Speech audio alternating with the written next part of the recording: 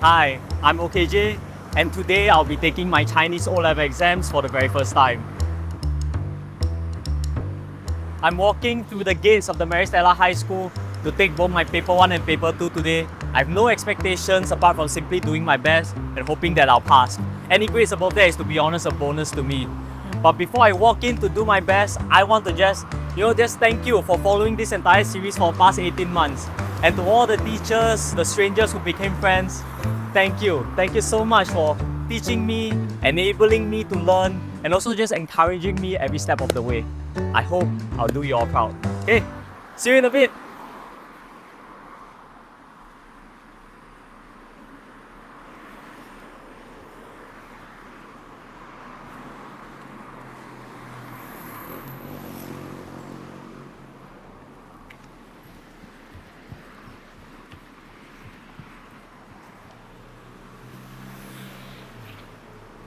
Oh, the thing I can enter from here later. Hey! Paper 1 done. Okay, first the good. Went in there feeling calm. I took a lot of time in terms of the preparation. To be honest, I think I wasn't very happy with my time management. I did the 作文 first because I knew that was the more important one, 40 out of 70 marks. So I did that first. Out of the 3 possible ones, I chose number 5. And I wrote a lot. Like, I think I wrote slightly over 3 pages, which I think based on my estimation is like 1,000 words. Which that was part of the time management problem, because that means I only had really about 15 minutes left to write my my email. Yeah, I definitely somewhat threw away the email. I'm not gonna get 0 because my formatting is still right, and I already knew immediately just from a glance what I wanted to write.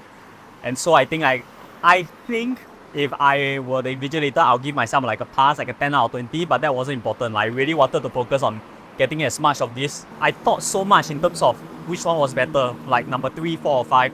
Ultimately, I chose number 5, and because I was able to link it with just my real life experience at home, as well as what She 女士 told me in one of the chapters. 也就是说，我们人心里从一开始就有一个很善良的种子。I put that as my concluding, so hopefully that will increase more marks. Paper 2 right now, I think I'm going in with the same mindset as paper 1, to do the best I can. Really want to be more mindful about time. I'm doing the same strategy as well. So for paper 1, what I did was that I took the one that I'll take the most time and I front load it first, so that with the remaining time that I have left, I can do the rest, which I'm sticking to that because I know that No. I will do my strongest. I'll do my strongest first, which is 阅读理解 1, the multiple choice one, because I've consistently scored high on that, getting more than 8 out of 10 and sometimes even full mark on one occasion. So I think I'll focus all my attention on that so that I can get the maximum scores out of that.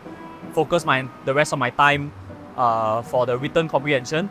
And then whatever, if there's 5 minutes left, 10 minutes left, then focus on the 综合填空. But 综合填空, to be honest, those 10 marks, it's 靠天意 already. That's what 温老师 say. 第一道综合填空，实在是你临时是没办法的，你就可以要靠一点幸运的了。对，靠天意，要不要让你过？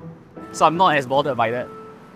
Yeah, I don't think I'll fail lah. Like, looking at paper 1, I don't think I'll fail yet. But we don't be complacent. But yeah. Am I talking too fast or not? Is this adrenaline talking? Can you hear?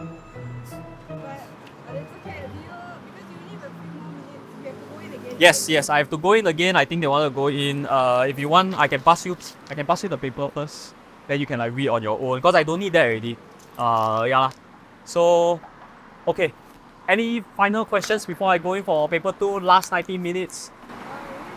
Oh really? Yeah. Well, this back first. Okay. Okay. Yeah. 1.5 hours for 1.5 years of work. Okay, bye bye. See you later.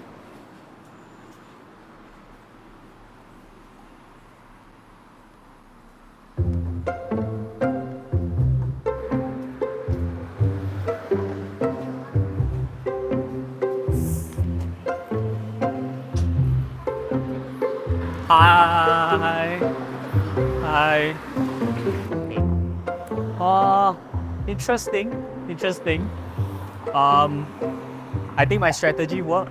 You don't do the parts where you're strong so that you can don't spend as much time on the weakest.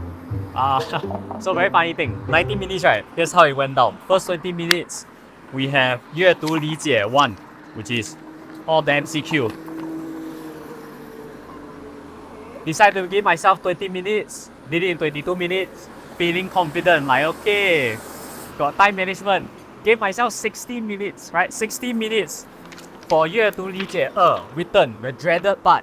Because this is the one where, wow, might not be able to finish. And then I'll leave 综合填空 to the last, depending on how long I have left. In fact, when I was going up for paper 2, right, we had a few minutes, then I started to warm up, I think, to some of the students, and then we were talking. Some of them also follow the similar strategy, and then they say, hey, 综合填空, if you don't know, just put all C's. I'm not sure why, but it feels like everyone who has done Chinese O-levels before, I've always said that this is a tip. If you don't know, just put C.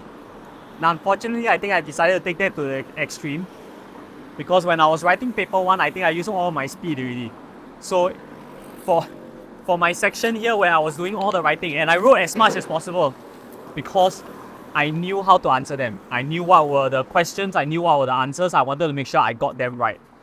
And I think I spent a little bit too much time on that. By the time I got to this part, like my last 2 questions, I have about 10 minutes left. I knew it wasn't going to be enough already. So in the end, right, I technically didn't do 综合填空 at all. With the last 2 minutes of my O-level exam, I just went to put at the OAS, I just put all C's. I didn't even read 综合填空. I don't know. Judging from how I've done with Outram for the revisions, I think putting all C's will give me the same marks as if I were to do it myself. But I'm rather confident with my 阅读理解. I think as of right now, I feel like I'll be very surprised and immensely disappointed if I fail. But I think also if I have to resort to something like just not even doing 综合填空 with any thought put in, I should check my expectations in terms of how high of a mark I can get. Now some of you may be curious, what's happening after this? Because I still have oral, I still have listening compre, the results aren't going to come until end August. What are we going to do in the meantime for the series? Well, the O-level, to be honest, had never been about the grades. It's about the process, a challenge in which I'll work myself up to. So long as I pass, regardless if it's C6 all the way to A1, I don't really care. It doesn't really matter to me. What was the O-level trying to prove anyways? And O-level traditionally is meant to show whether you're able to use it in society, in everyday life. So for me, and I've thought about this for a long while, what you're going to see in between of now and my results at end of August is 3 big challenges. 3 challenges that are synonymous with what the O-level was supposed to test me in the first place.